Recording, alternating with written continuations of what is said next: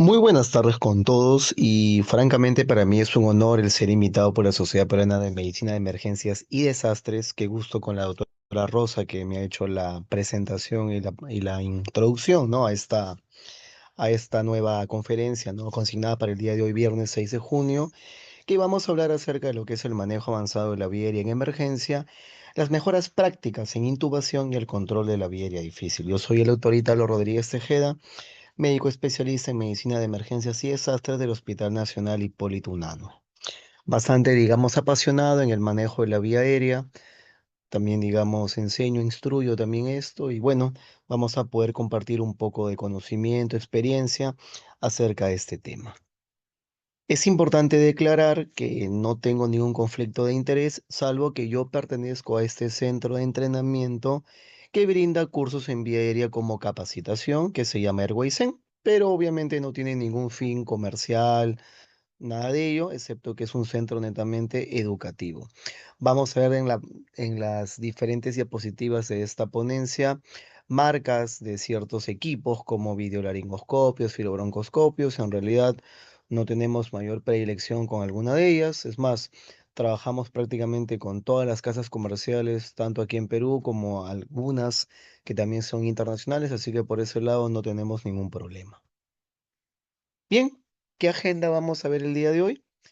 Generalidades, los principios en vía aérea, entrenamiento y estrategias, casos clínicos y conclusiones. Tenemos así entonces, ¿no? De que el manejo de la vía aérea comprende el conocimiento y dominio de distintas técnicas y dispositivos disponibles para su utilización en diferentes escenarios. Y este concepto que parece muy simple, ¿no? Pero abarca muchas cosas. Dispositivos disponibles. Aquí vamos a diferenciar, ¿no? Que van a haber lugares que van a contar con videolaringoscopio y con filobroncoscopio. Van a haber otros sitios que solamente van a poder contar con un laringoscopio convencional. Entonces, definitivamente el acceso a ciertos equipos para el manejo de viveria va a ser muy diferente y distante de un lugar a otro.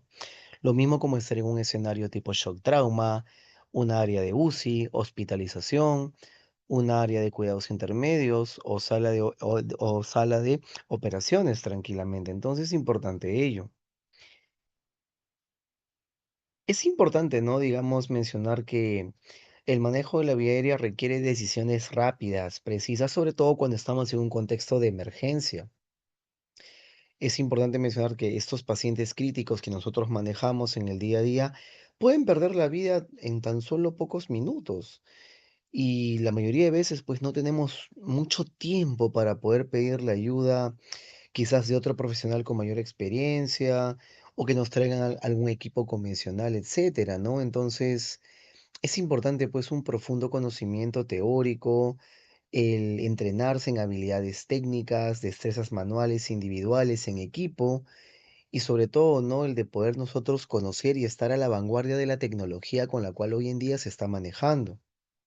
De esta manera vamos a poder actuar en diferentes circunstancias, en diferentes escenarios, en los que los sucesos no van a resultar de la manera esperada de acuerdo a un plan original. Entonces, eso nos demanda que tenemos que ser muy dinámicos y tenemos que ser bastante moldeables para poder cambiar de plan de acuerdo a lo que acontece en mi paciente.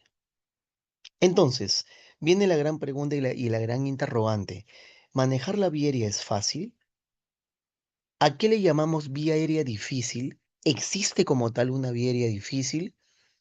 Le llamamos vía aérea difícil a lo obvio, que es el paciente obeso, cuello grueso, cuello corto, con barba, sin dientes, lo que ya es conocido y que se está escrito en los libros de hace N años atrás. Existirá como tal, digamos, el contexto de dificultad fisiológica, dificultad anatómica, dificultad psicológica en el manejo de la vía aérea. ¿Esta dificultad se basa en qué?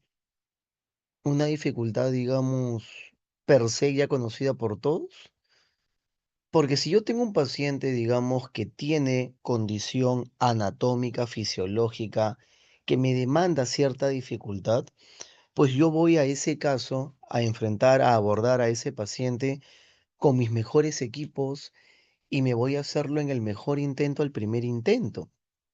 Entonces, esta vía aérea difícil no será solamente un esquema mental que en este caso el operador o el profesional ha creado para poder, digamos, ahí tener un stop y poder saber en sí qué es lo que vas a actuar para poder enfrentarte a ella. Es importante, digamos, y dejo abierta esa pregunta, ¿no? Que puede ser incluso tranquilamente controversial, ¿no? Así que tener cuidado con ello.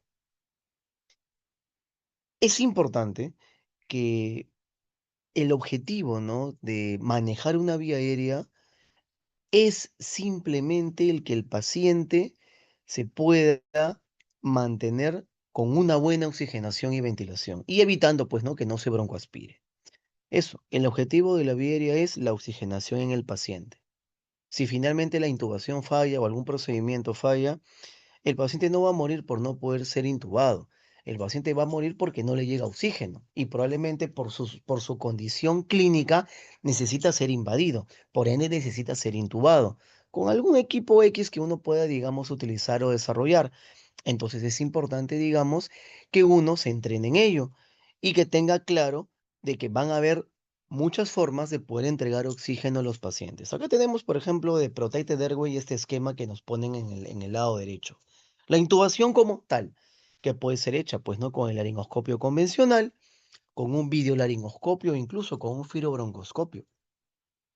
Entonces, de manera invasiva, yéndonos al concepto de vía aérea definitiva, colocaré un dispositivo, en este caso el tubo orotraqueal, atravesaré cuerdas vocales y me situaré en la tráquea para poder sellarla finalmente con un CAF. Definición de vía aérea definitiva. Pero yo también puedo entregar oxígeno de diferente manera, como lo estamos viendo aquí en las imágenes, mediante un dispositivo máscara válvula balón bolsa, el AMBU, con un buen sello y un bolseo manual, otorgando ventilación manual y dando presión positiva. Y acá tenemos diferentes técnicas, ¿no? La técnica CIE, conocida por todos, que puede ser utilizada con un operador o tranquilamente con dos operadores para poder evitar que no haya mayor cantidad de fugas. O la técnica, como vemos acá, de VE, pulgares abajo, y de esa manera hago un buen sello. Inclusive no me va a facilitar o me va a permitir el poder hacer, no, la hiperextensión a nivel de cuello. En el paciente que me lo condicione y me lo permite, claro está, ¿no? Un paciente con lesión cervical no voy a hacer eso. Y la otra manera también es el de poder dar oxigenación, entregar oxígeno mediante un dispositivo extralótico, ya sea una mascarilla laringea, un tubo laringeo, un combitubo. Acá vemos en la mano izquierda una foto justamente de un paciente que fue entregado al Hospital Hipólito Unanue, traído por SAMU, con una mascarilla laringea saturando 100%. Y finalmente ese fue el objetivo del manejo prehospitalario que decidió la tripulación de SAMU cuando atendió a este paciente en foco, ya sea en calle o en su domicilio, y lo entregó al hospital saturando 100%, mediante ventilación manual por un dispositivo esterlótico que fue colocado. Entonces, vamos a ver que aquí lo importante es mantener la oxigenación en el paciente más allá de introducir un plástico en la tráquea. Y eso, por favor, tiene que ser claro. Incluso acá no hemos hablado todavía del acceso a nivel de cuello, como lo es el FONA, el Front of Neck Access, que ya vamos a hablar más adelante. Y aquí están, ¿no? Los diferentes escenarios. Tenemos la laringoscopía convencional, tenemos el dispositivo para poder hacer un bolseo manual haciendo un buen sello a nivel del rostro, puente nasal, debajo del labio inferior. Mejor aún si al dispositivo de la máscara válvula balón bolsa le colocamos, como vemos en esta foto, una válvula PIP para dar presión positiva al final de la expiración y tratar de mantener los alvéolos abiertos. La mascarilla laringea, como vemos acá, una I-gel y los accesos a nivel de cuello que, como les dije acá en esta gráfica de Protected Airway no la ha considerado, pero hay otras que sí lo pone, que finalmente es ello, ¿no? Ya no haré un acceso oral o tampoco ya no haré un acceso nasal como lo es las intubaciones nasotraqueales, sino a nivel de cuello un acceso, ¿no? El Front of Neck Airway o Front of Neck Access. Entonces, si mi paciente está hipóxico, mi mayor esfuerzo que debe ser irme al mejor esfuerzo en cuanto a lo que es un buen bolseo. Un buen sello, puedo utilizar la técnica de VE, pulgares abajo, hago una hiperextensión y me pongo a bolsear a mi paciente. Y si lo puedo hacer en este caso con dos operadores y con asistencia y con apoyo de otra persona, bienvenido sea. Y vamos a oxigenar al paciente y a poder levantar ese nivel de saturación, aumentar su capacidad residual funcional, de nitrogenizar, ¿no? Cambiar justamente el nitrógeno por oxígeno para que de esta manera, cuando yo cede a mi paciente o decida paralizarlo, mi tiempo de apnea sea mucho más amplio. Entonces tenga un tiempo de apnea segura más largo para que me pueda permitir trabajar y manipular la vía aérea de mi paciente. Entonces, importante ello, ¿no? Acá la técnica VE, pulgares abajo para poder hacer la hiperextensión y otorgar el bolseo manual a mi paciente. Acá vemos una gráfica, ¿no? Donde que nuevamente insistimos, el manejo de la vía aérea, ¿cuál es el objetivo? La oxigenación. Y eso lo vamos a brindar de diferentes maneras, no solamente con la intubación como tal. Entonces, hablando de intubación, ¿no? Tenemos el laringoscopio convencional de acero inoxidable, que es el que todos probablemente nos hemos formado con él y pues hemos aprendido y somos duchos, ¿no? Con este dispositivo, con este equipo, pero no podemos ser ajenos a la tecnología y a la modernidad de tantos dispositivos de alta gama que van apareciendo y que muchos de ellos, bien, son considerados en los estudios de revisiones sistemáticas y en los metaanálisis porque pues tienen mucha evidencia y las propiedades y ventajas que van a ser muy superiores a la laringoscopía directa. Y acá vemos, ¿no? Que la curva de aprendizaje con estos dispositivos tecnológicos como lo es el video, ¿no? Tiene una curva de aprendizaje mucho más corta.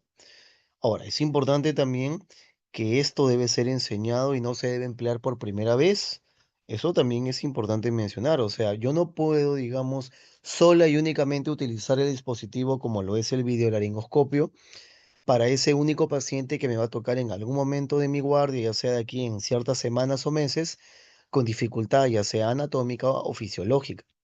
Porque si yo no me entreno con ese paciente ideal, delgado, flaquito, no muy gordito, que no tiene mayor repercusión fisiológica y que está, digamos, con alguna condición que tiene que ser intubado por mí, pues yo debo entrenarme, debo practicar con fines académicos, claro está, con ese paciente utilizando mi videolaringoscopio, pues, y para qué también de esa forma darle a este paciente la chance de ser intubado al primer intento. Entonces, yo me voy entrenando, recopilando pacientes, uno tras otro, haciendo uso de mi videolaringoscopio, un dispositivo con el cual probablemente no estoy muy familiarizado porque llegó a mi servicio, se hizo la gestión. El COVID, por ejemplo, ¿no? De que todos los protocolos en COVID mencionaron, en este caso, uso del videolaringoscopio por las múltiples ventajas que hay, ¿no? Un videolaringoscopio que te permita, digamos, tener una pantalla ya sea incorporada al equipo o en una pantalla externa, el no acercarme tan, digamos, aproximado a la boca, a la cavidad oral del paciente, no generar mayor trauma, evitar mayores intentos repetitivos de intubación, hacer docencia. Entonces hay muchísimas ventajas que me va a dar el videolaringoscopio.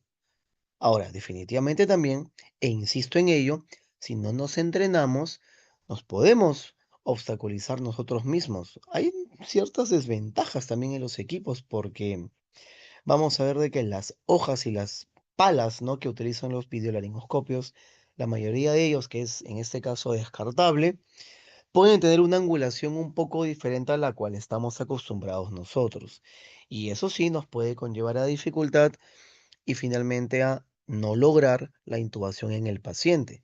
Muchas veces sucede que con el videolaringoscopio obtenemos una imagen panorámica muy bonita, hermosa de las estructuras de la vía aérea, pero no podemos introducir el tubo porque se va para abajo, se va para arriba, no se curvea y ahí viene el concepto, ¿no? De el tipo de introductor que vamos a utilizar. El operador, en este caso, digamos, el profesional, el asistente, ¿no? El especialista que está manejando la vía aérea y el introductor que vamos a nosotros a utilizar para poder obtener justamente el concepto de vía aérea definitiva. Entonces vemos que efectivamente el videolaringoscopio es superior respaldado por muchos estudios ante el laringoscopio directo, pero es importante también mencionar que si uno es muy ducho con el laringoscopio convencional y llegó recientemente un videolaringoscopio y coincidentemente llega una vía difícil, probablemente en ese escenario de esa persona, de ese centro, de ese hospital o de esa clínica, la primera opción no va a ser usar el videolaringoscopio, pues porque esa persona no se ha entrenado. Entonces es mejor ir con lo que conoce, con lo que sabe, con lo que tiene seguridad. Acá tenemos, por ejemplo, ¿no? La laringoscopía convencional, utilizando el laringoscopio de acero inoxidable, como lo estamos viendo en este contexto, en las imágenes. Finalmente, ¿no? Luego de que el paciente es intubado, se procede a hacer el bolseo respectivo para poder otorgar la oxigenación y ventilación en el paciente.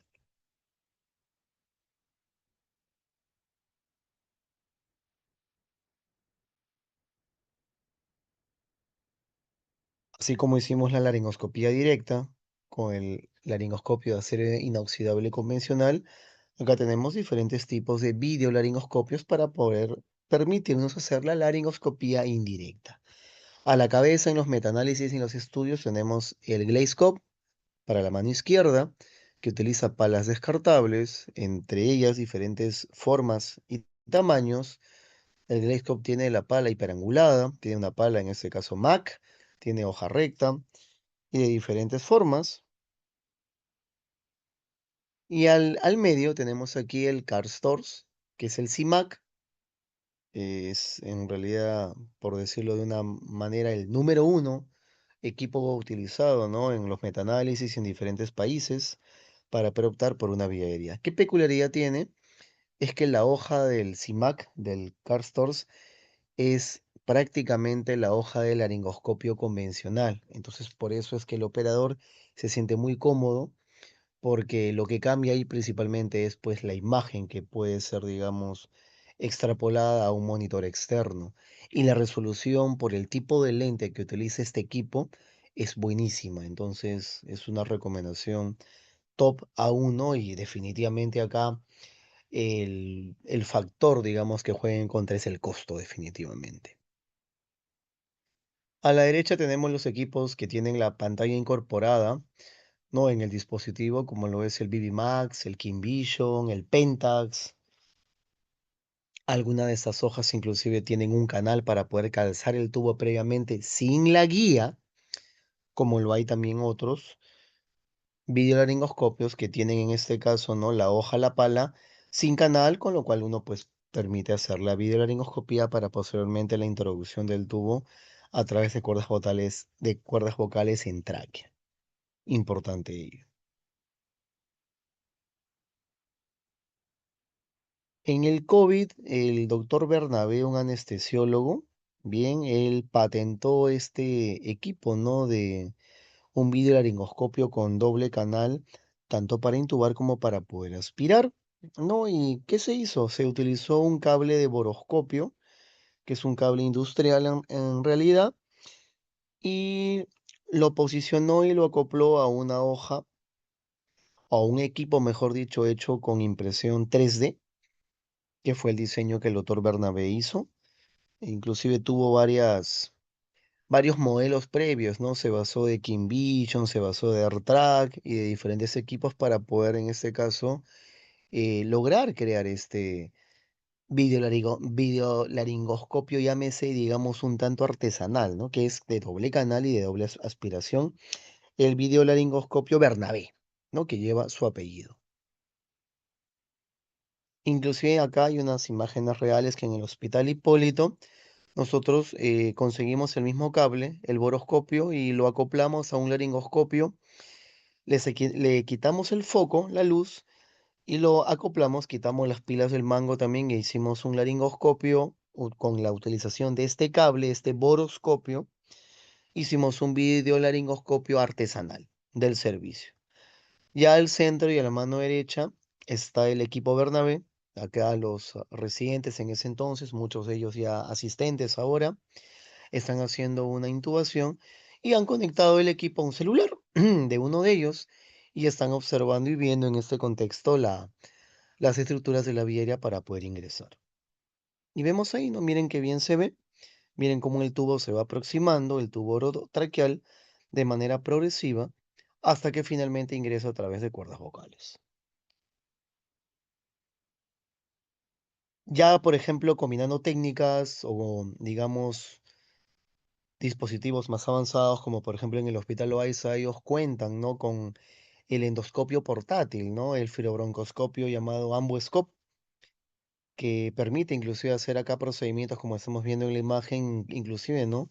Traqueostomías con guía, ¿no? En tiempo real para poder observar, digamos, cuando la aguja ingresa, cuando la guía ingresa y cuando se hace todo el procedimiento de manera convencional.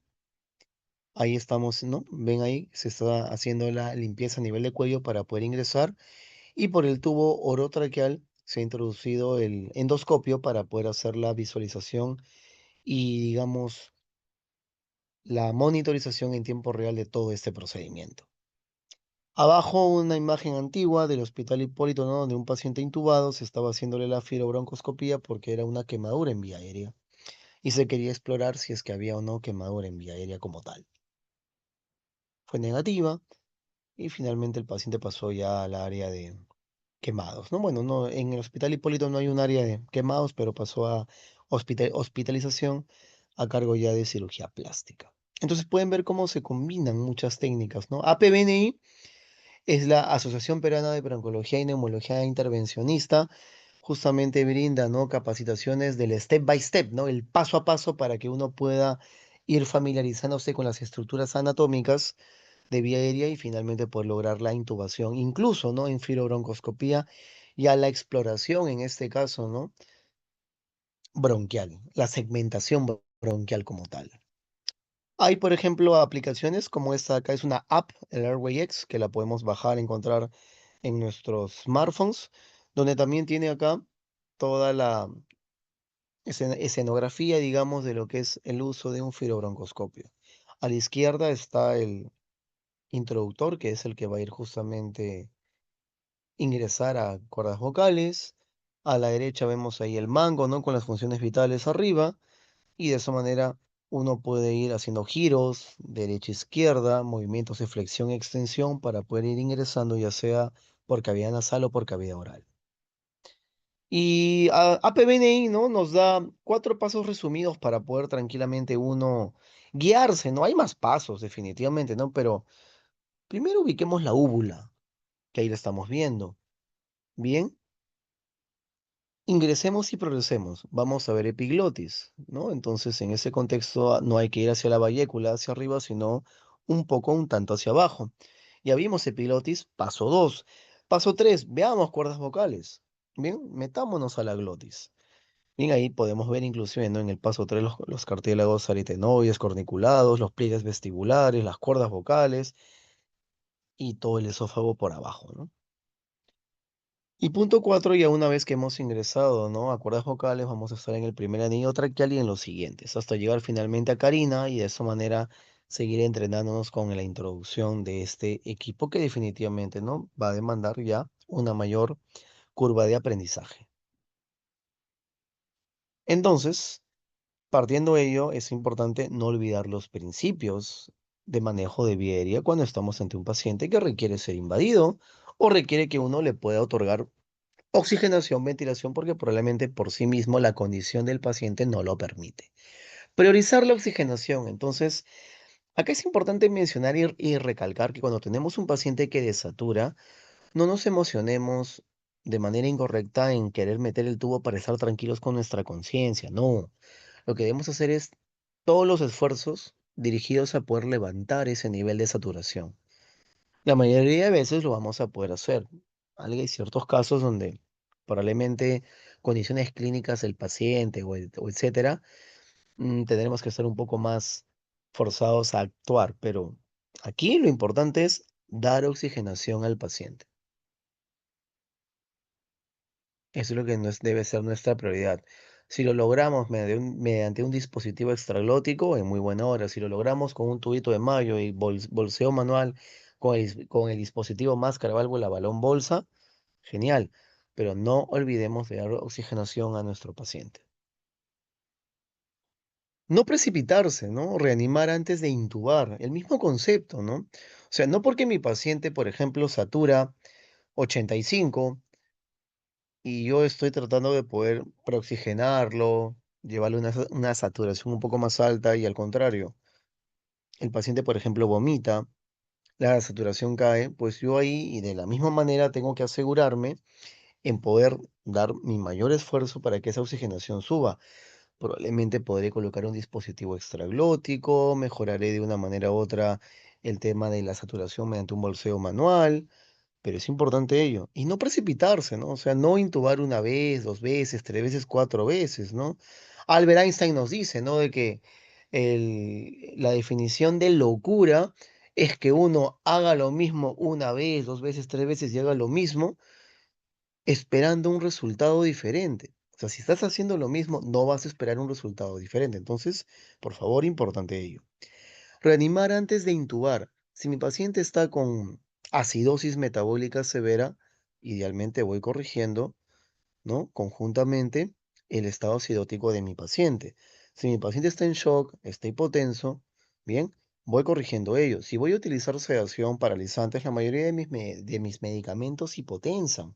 Entonces, si mi paciente va a estar con la presión 80-40 y yo lo voy a intubar, y luego que lo intubé, luego que lo sedé, luego que lo preoxigené, el paciente está con la presión 60-20, pues eso no debe, eso es no dable. O sea, no puede ser que un paciente que no está intubado y está en una condición, digamos, regular a mala, luego de haber sido intubado, ese paciente esté peor, si no debería suceder más bien al contrario, todo lo contrario. Así que ese punto importante, no olvidar. Cuidado con los estados donde se alteran la fisiología, la hipoxemia, la hipotensión, el shock, la acidosis metabólica y también pues que no haya repercusión cardíaca. Evitar intentos repetidos de intubación. ¿Y esto por qué? Porque ya sabemos de que genera mayor edema, mayor trauma en los pacientes, puede generar mayor lesión, bloquea al operador que está intentando más de una vez, bloquea al equipo, entonces ya uno pierde el control. Y si uno tiene todo el escenario controlado, no debería haber ningún problema, pero si no está controlado, pues puede suceder esto. Finalmente, tratar de intubar una, dos, tres, cuatro veces va a ser muy perjudicial para el paciente. Ahora, lo otro es reconocer la dificultad, ¿no? O sea, ¿qué está pasando? ¿A qué le llamamos nosotros viaria difícil, como decíamos hace un momento en las primeras diapositivas? La viaria difícil, ¿por qué? Porque, nuevamente, ¿no? Regresamos al punto inicial. Porque es obvio, paciente obeso, cuello grueso, corto, y bueno, sí, pues va a ser difícil, solamente ello. ¿O a qué, digamos, buscamos esta dificultad como tal? Hay que tener cuidado, ¿no? ¿No será que el paciente no tiene ninguna condición anatómica ni ninguna condición fisiológica de dificultad, pero por no haberlo sedado bien, estoy sufriendo y tratando de intubarlo y estoy intentando, ya voy en el cuarto intento y no logro tener éxito, porque no lo sedé bien? O un paciente que no preoxigené de manera adecuada o simplemente no preoxigené y de frente traté de colocar el tubo, pues probablemente ese paciente va a tener problemas y va a desaturar. Entonces, nuevamente regresamos al punto inicial, ¿no? ¿A qué le llamamos dificultad? O es un paciente que está mal sedado, mal paralizado, mal farmacolizado, un paciente mal oxigenado, mal preoxigenado, una vía aérea que está contaminada y que yo no aspiré secreciones, una vía aérea contaminada como tal, mal manejo de secreciones. Entonces, muchos aspectos, ¿no? Donde yo, digamos, debo darme cuenta a qué le llamamos dificultad como tal. Si estamos en ese escenario ya como se dice, ¿no? Donde las papas queman, ya el escenario se nos quiere salir de control. Un buen principio que tenemos que tener para manejar una vía aérea es optar por lo simple y lo ya conocido y lo esencial, no por lo más complejo. Por eso decía, si ha habido entrenamiento previo utilizando el videolaringoscopio, úsenlo como primera instancia. Pero si no la hay, todavía hay un poco de temor, no ha habido esa cercanía, no ha habido capacitación, pues mejor es irse al laringoscopio convencional con el cual uno está completamente familiarizado y ya posteriormente se optará por las otras posibilidades o las otras opciones. Entonces, ir a lo simple, a lo ya conocido, a lo que eres ducho, para evitar mayores desenlaces o eventos adversos no deseados. Entrenarnos en cuanto a habilidades técnicas y no técnicas, ¿no? Lo mismo. Si llegó un filobroncoscopio al servicio, pues nos ponemos a entrenarnos con él. Si llegó un videolaringoscopio de la misma manera. Y a su vez estamos entrenando también las habilidades no técnicas, las que entre comillas podemos llamar habilidades blandas, ¿no? Entonces, uno como personal de salud trabaja con un equipo. Los médicos, enfermeras, técnicos, entonces todos suman y juegan un rol muy importante para ello. Entonces, coordinar, escucha activa, comunicación cerrada, indicaciones claras, mensajes cortos, tratarse siempre con respeto, ¿no? Vamos a ver ello cómo también nos vamos a entrenar en la parte no técnica, ¿no? Llámese en la parte blanda. Contar con planes de rescate y salvataje. Si nosotros no tenemos el plan B, el plan C, el plan D, va a haber problemas. Si soy autosuficiente y pienso y creo que no va a pasar nada, y estoy muy confiado con un exceso de confianza, puedo tener problemas. Y ahí viene el punto, ¿no? Como vemos aquí en la gráfica. Llamemos por ayuda. Ayuda, ayuda, ayuda, sí, pero o sea, ¿pero qué ayuda estás pidiendo? Solamente ayuda, ayuda, y viene alguien a preguntar, ¿yo puedo ayudar? No. Sino tiene que ser idealmente una ayuda un poco dirigida, ¿no? Hay algoritmos, hay checklists donde uno, digamos, puede tranquilamente optar por no seguir uno de ellos. Por ejemplo, Ron Wolf, con sus algoritmos, son bastante complejos. Digamos que en un residente que está, digamos, iniciando, quizás Ron Wolf no será la primera opción, pero más adelante sí podría serlo.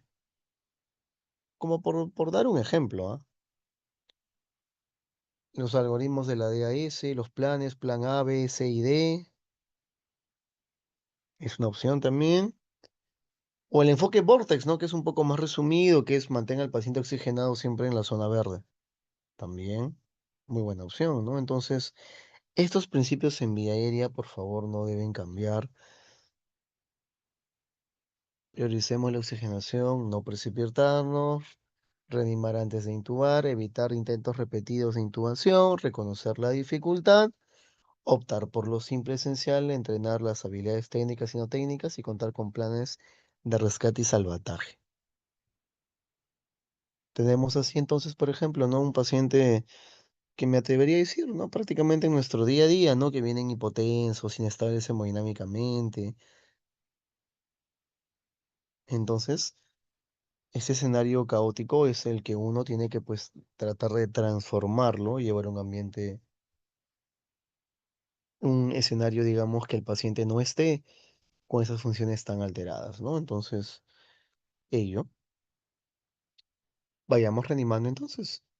Si el paciente está en estado de shock o sacaste el índice de shock y estaba muy alto, mayor al punto corte 0,8, dentro de otras formas para poder obviamente ver eso, es importante a cada uno que se mantenga neutro, ¿no?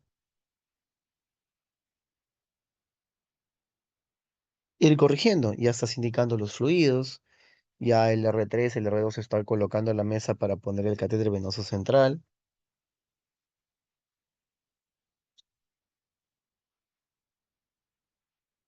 Si estamos ante un shock hemorrágico, probablemente ya estamos pidiendo la sangre. O sea, reanimemos antes de la intubación como tal, ¿no?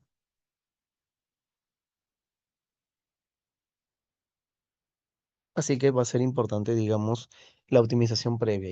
Y por último es necesario iniciar noradrenalina, se utilizará, porque el punto está, insisto, ¿no? No puede ser que el paciente que está con presión 80-40, luego de que es intubado, está con la presión 60-20. ¿Qué pasó ahí? Y eso es lo que hay que evitar. Tenemos la gráfica, ¿no? Que nos da Benumov, ¿no? Y también está en los diferentes libros, ¿no? En el libro de Walsh también figura, ¿no? Paciente que satura 90%, ¿no? Presión parcial de oxígeno de 60 milímetros de mercurio. Ya está en insuficiencia respiratoria como tal, pero si nuevamente la saturación cae aún más y el paciente está con una saturación de 70%, vemos que, miren, está en una hipoxemia severa. Entonces, tener cuidado con todo ello, porque definitivamente, bien, uno tiene que priorizar eso. Miren, 70% de saturación, el paciente está con alto riesgo de un paro, un arresto cardíaco como tal. Así que debemos tener cuidado con ello. La regla del triple 15, utilizada, ¿no?, como aspecto en técnica de NODISAT o NODAST, colocar 15 litros en la cánula vinasal. Doctor, ¿pero qué está hablando usted? ¿Cómo va a poner 15 litros en la cánula vinasal? Esto es para solamente cuestiones y efectos de la preoxigenación cuando se va a intubar un paciente, cuando va a ir a una vía aérea definitiva. Y podemos combinar, ¿no? 15 litros en la mascarilla reservorio, 15 litros en la cánula vinasal y finalmente quitamos el reservorio del familiar. Bien, ahí que va a estar con la cánula vinasal, mascarilla reservorio. Quito yo en este caso esta mascarilla reservorio y coloco mi máscara válvula balón bolsa, en este caso mi ambú. ¿Y cómo llego a ese 15? Con la válvula PIP. Entonces tengo 15 litros en cánula vinasal, 15 litros en reservorio y 15 centímetros de agua en el dispositivo máscara válvula balón bolsa en el ambú. De esta manera también son formas ayudándonos a una buena cabecera, posicionando el que mi paciente pueda subir los valores de saturación. Doctor, pero estas revisiones solamente son de expertos, muy pocas, ¿no? Que, digamos, avalan la colocación de la cánula vinasal a esta gran cantidad de litros, como se dice en 15, ¿no? Sí, es verdad, es correcto. No hay metaanálisis así como tal de gran evidencia que mencionen, ¿no?, que la cánula vinasal va a ser muy útil en este contexto, pero los expertos han hecho pruebas en cadáveres y se han dado cuenta, ¿no?, que la cánula vinasal a 15 litros puede permitir o puede permitirse un flujo de oxigenación continuo y que por el movimiento de masa inerte se genere, pues, ¿no?, por las, por el gradiente, ¿no? Por el diferente gradiente de presión, ¿no? Un circuito continuo en lo que es la vía aérea, ¿no? Vía aérea superior y la vía aérea inferior. Entonces, esto va a permitir que los alvéolos, inclusive, ¿no?, estén, digamos, reclutándose de una manera pasiva. Genera el efecto CPAP, ¿no? La cánula vinasal y el dispositivo máscara válvula balón bolsa 15-15, ¿no? Se hace un efecto de presión positiva continua en la vía aérea. Así que importante considerar estas reglas para la preoxigenación en los pacientes. Bien. Tenemos así, por ejemplo, aquí una imagen, un paciente que está con cánula vinasal y con máscara reservorio, doble balón de oxígeno o empotrado balón, como podemos ver acá. Aquí está justamente el equipo de guardia en una noche. Esa es una foto real en una noche donde obviamente no tenemos tanto personal, pero está el asistente, está el residente, está el personal de enfermería y el personal técnico. Ven que este paciente está con la mascarilla reservorio y con la cánula vinasal conectada al empotrado que está en la pared, debajo del número 2 y el balón también. Entonces, de esta manera hacemos la técnica NODISAT. Aquí, si no es necesario, si es necesario, perdón, colocaremos la válvula PIP a 15 centímetros de agua para que se pueda proceder con el triple 15. Esa es la técnica NODISAT o NODESAT, NODEASAT, Nasal Oxygen During Effort Securing a Tooth. Es que una vez que el paciente está con la cánula vinasal puesta, idealmente no debe salir hasta que el paciente, bien, es intubado. Y eso debe quedar. O sea, ¿qué quiere decir? Que la cánula vinasal va a estar puesta en todo el proceso, ya sea de laringoscopía o videolaringoscopía, hasta que ya finalmente se logra optar en, ¿no? Se logra ingresar en vía aérea y se termina finalmente sacando, ¿no?, esta cánula vinasal. Entonces, la seguridad o como tips de recomendación en este procedimiento, podríamos decir, ¿no?, la regla de los 90, ¿no? El que intubemos pacientes que saturen por encima del 90%, no menos del 90%. No es ideal estar intubando pacientes con saturaciones de 80, o a menos, por favor, no fomentemos ello. Lo otro, ¿no? El hecho de poder tener una presión arterial sistólica idealmente por encima de los 90, ¿no? No menos de eso. O sea, si yo voy a intubar a un paciente, pues que la presión arterial sistólica esté por encima de los 90. Si no, va a ser un problema grande. Igual acá vamos a ver en cuanto al tiempo, ¿no? Idealmente hacerlo en un tiempo no mayor a 90 segundos todo esto, ¿no? Entonces, la regla de los 90, finalmente, sabemos que el paciente requiere ser oxigenado y va a ser logrado de manera invasiva, no por todos los que vamos en este caso a condicionar para él. Un punto importante, ¿no? Que es un dogma, hasta un mito inclusive me atrevería a decir, ¿no?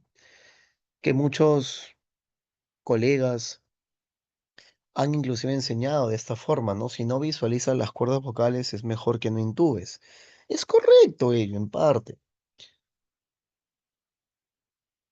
pero lo que justamente que hay que ver es esto, ¿no? En manos principiantes, un residente de menores años que se está entrenando, pues puede sí ser esto bastante útil. Pero si es una persona entrenada, sabemos que no necesariamente vamos a poder ver cuerdas vocales. Pero eso no quiere decir que la anatomía, si bien es cierto, se podría distorsionar, sí, pero basta con que yo reconozca la epiglotis para poder partir de ahí todo lo demás, como lo vemos en este caso en la imagen que está arriba. Entonces, en manos expertas, en manos duchas, sí se puede hacer una intubación de este estilo, ¿no? Sin poder ver cuerdas vocales necesariamente.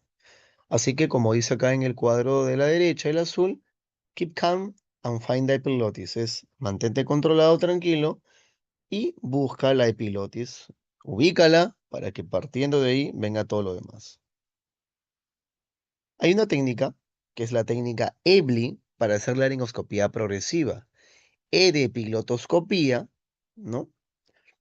V de valleculoscopía. Miren cómo la parte distal de la hoja de la pala se sitúa a ese nivel. L de laringoscopía. Y ahí siempre tratar de poder optar por la mejor visualización panorámica. Y finalmente la letra I de EBLI, que es la intubación como tal, que es el pasaje del tubo a través de cuerdas vocales. Entonces, laringoscopía progresiva. Ubicamos epiglotis. Nos posicionamos en la parte distal de la hoja del laringoscopio, en la parte de lo que es base de la lengua, ¿no? El receso glosoepiglótico. Una vez habiendo obtenido un buen lugar donde dejar, en este caso, la hoja curva de mi laringoscopio, procede a hacer el movimiento hacia arriba, sin palanquear, y poder aperturarnos, si es que hay o no, una buena visualización de todas las estructuras anatómicas en la vía aérea.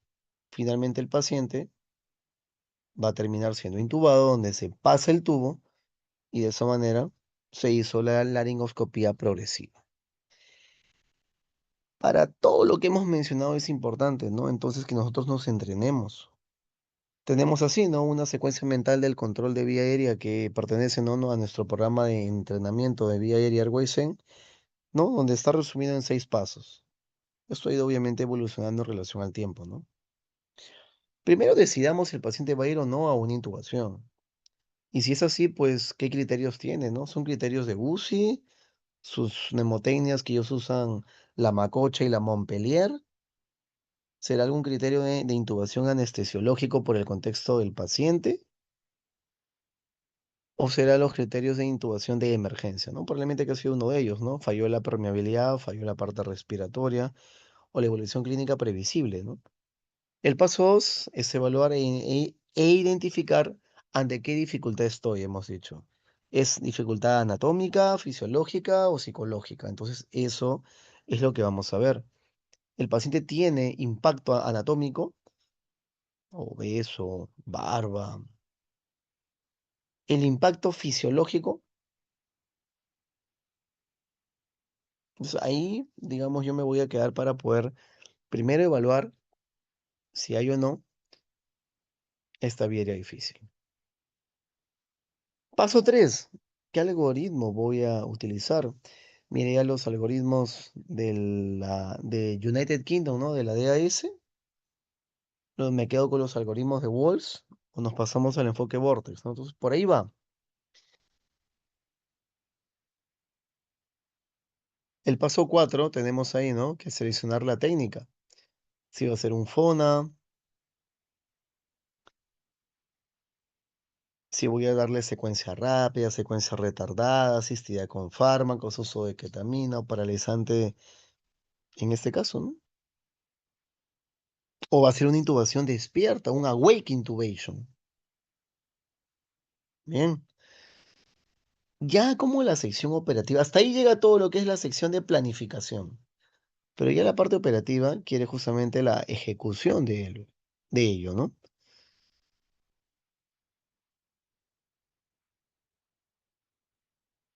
Y ya la parte, por ejemplo, ¿no? Donde vamos a ver acá los cuidados post-intubación,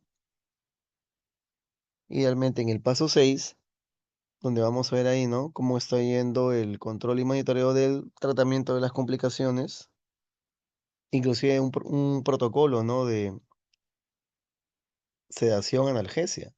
Pero para la ejecución, pues yo he decidido, ¿no? Si me fui a una técnica EBLI, que voy a hacer tranquilamente con la laringoscopía directa o indirecta, haré código de vía aérea, qué tan presionado estoy para poder abordar, ¿no? Entonces, de esa manera yo, con todo ello, ya voy a poder dar inicio a mi ventilación mecánica, a mi protocolo de sedación analgesia, a tratar alguna complicación que esté ahí, digamos, presente y que no la corregimos previamente, y a que como justamente ahí en el último paso, ya en el paciente intubado,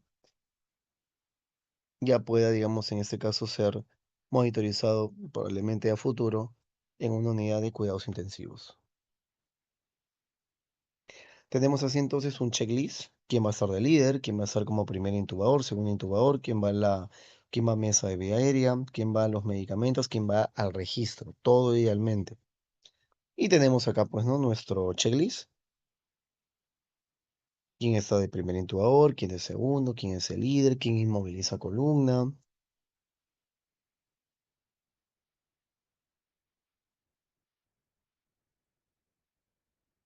quién hace alguna maniobra a nivel de cuello, todo eso debería ser conversado y hablado.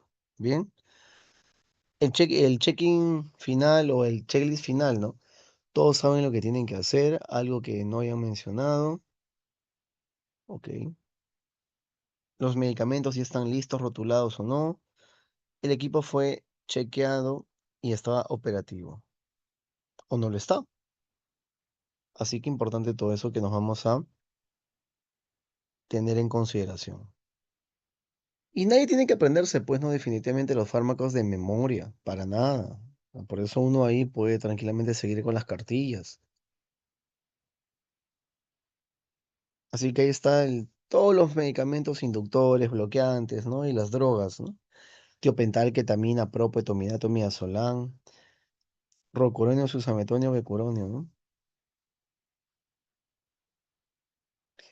Se comprobó los materiales de la mesa, el tubo orotraqueal, la jeringa, los guantes,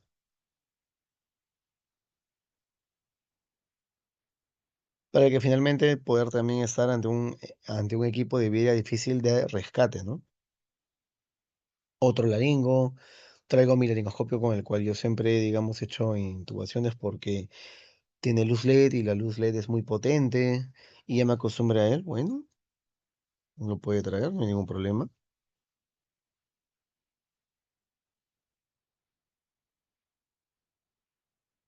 Pues de esa manera vamos a ir viendo.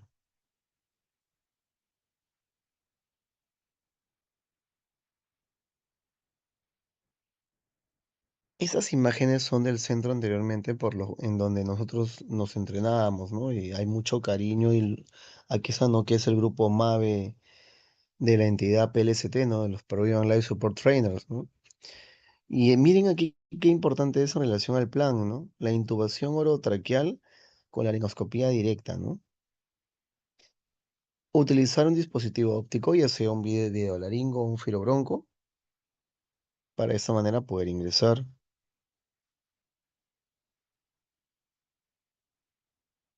En lo que es plan B, tenemos la máscara, válvula, balón, bolsa más el oxígeno.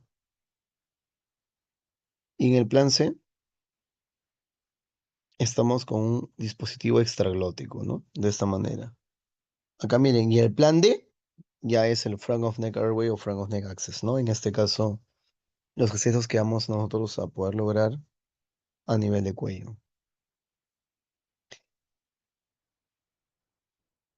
Acá hay dispositivos especializados, ¿no? Una mesa bastante, por no decirlo de una manera bastante humilde, ¿no? Que tranquilamente podría ser mucho más implementada. Trabajo en equipo, y ahí R mayor, co-R, R menor, asistente, enfermero, técnico, todos con una función para poder trabajar en equipo y lograr de esta manera exitosa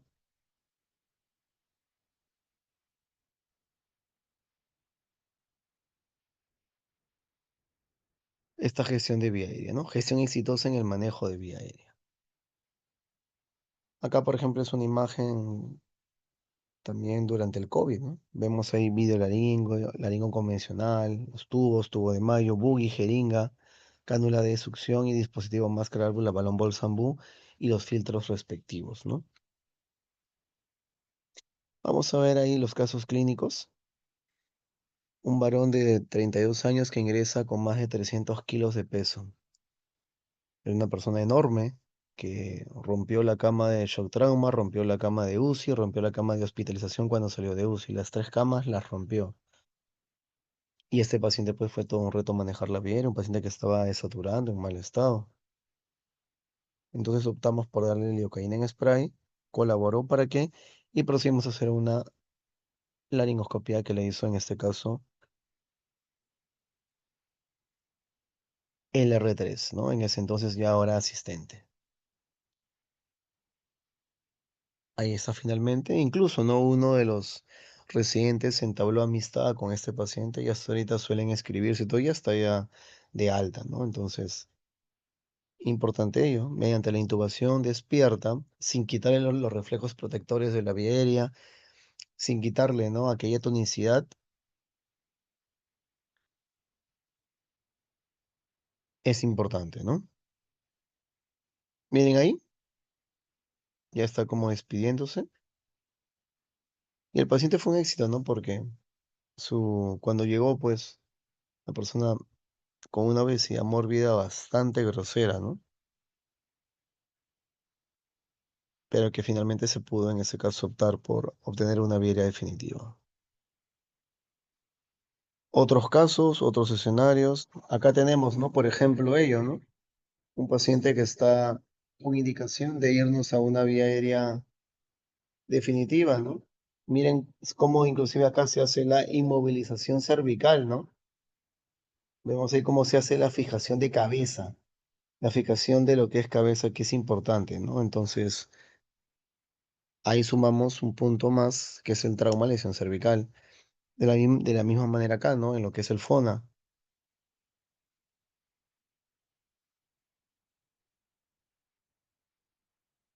Entonces, de esa manera, vamos acá también tener ello, ¿no? A nivel de cuello, los accesos. Miren ahí cómo sale aire y hemos ingresado para proceder a hacer, ya sea una ventilación jet o incluso, ¿no? Hacer todo el procedimiento entero completo. A la izquierda tenemos foto real, donde al paciente terminamos haciéndole una cruz, ¿no? Un paciente que su cuello era muy corto, muy grueso, pero venía desaturando, ¿no? En mal estado y tuvimos que hacer ese acceso, porque ¿era eso o se moría?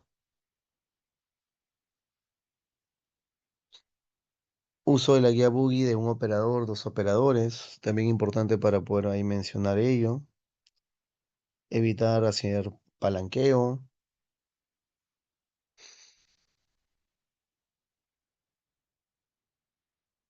De la misma manera acá, un paciente que sufrió una herida, ¿no? Por arma blanca a nivel de cuello, no era una herida soplante ahí en su cuello, ¿no?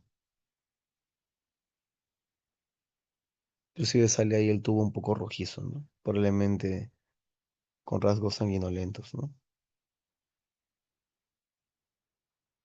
Más pacientes en trauma, algunos con collarín cervical, otros sin collarín cervical.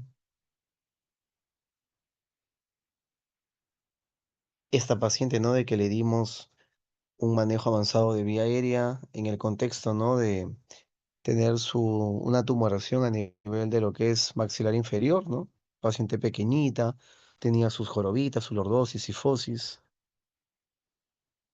y finalmente fuimos a hacer la intubación con ella, ¿no? Se utilizó Boogie con el laringoscopio convencional, el videolaringoscopio, justo recuerdo en ese escenario se habían acabado las pilas, no estaba funcionante, la batería se había acabado. Y de esa manera vemos, ¿no? Cómo se logra colocar el tubo orotraqueal en ese paciente que fue intubada con la guía Boogie. Igual acá el código, ¿no? SAMU llega a un paciente que satura 100%.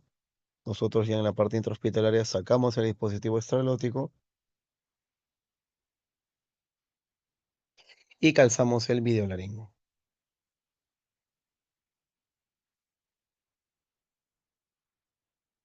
Sacamos el collarín cervical, hacemos la fijación de manos, buenas cánulas de aspiración y de esa manera procedemos a colocar el tubo orotraqueal. Inclusive, no, ya el paciente estando intubado, podemos tranquilamente y nosotros colocar el tubo, succionar, para poder ver si es que no hay algún tipo de rasgo, ya a manera de lo que es en ese caso no solamente esófago, sino también arriba, ¿no? Si es que es tráquea, bronquios, ¿no?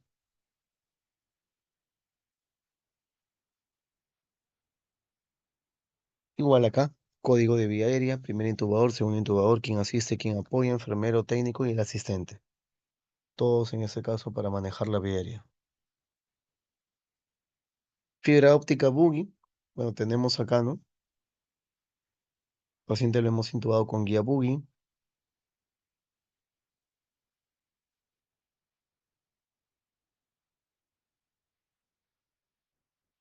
De esa manera vimos, ¿no? De que había cuerpo extraño a nivel bronquial, ¿no? Se tuvo que llamar a cirugía torácica cardiovascular para que ingresen y poder extraer ese cuerpo extraño grosero que tenía el paciente. Trauma facial, miren cómo está destruida la nariz, boca, maxilar, todo. Paciente sangrando de manera grosera. Aquí idealmente se hace una técnica SALAD, ¿no? Que es el Suction Assisted Laryngoscopy Airway Decontamination. Es mantén la intubación, en este caso, en todo momento que tú estás intubando, se está, digamos, optimizando la descontaminación de la vía aérea con una aspiración continua, con una succión continua. Técnica SALAD, ¿no? Eso nos evita, ¿no? De que el gran acúmulo de sangre nos pueda no permitir visualizar bien cordas vocales cuando estamos en una laringoscopía directa, por ejemplo. Bien, así que tener cuidado con ello, ¿no? Porque si yo descontamino bien la vía aérea y lo hago de manera continua, pues inclusive hasta podría utilizar un video laringo o un dispositivo óptico que sabemos, ¿no? Que podría empañarse, pero con una buena aspiración, tranquilamente eso podría obviarse. Ahí está. Miren la tomografía de lo grosero del impacto que tuvo esa señora. El EFOR 3 de clasificación quedaba muy pequeño. Finalmente ella fue catalogada como una fractura panfacial, ¿no? No era el EFOR, una fractura panfacial. Acá también miren esa deformidad en cara, fosas nasales, se procede a hacer igual aspiración con cánula rígida, mascarilla reservorio, collarín que se puede sacar tranquilamente y seguir haciendo fijación de manos o no, y el paciente finalmente sí es intubado, ¿no?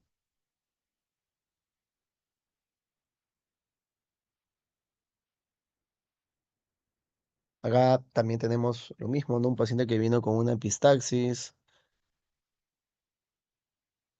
y vemos ahí cómo se hizo el manejo, ¿no?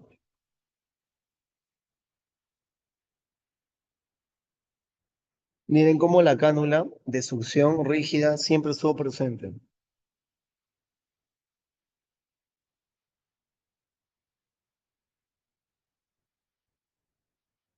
Acá vemos, ¿no? Entonces cómo se hizo la colocación del tubo orotraqueal, pero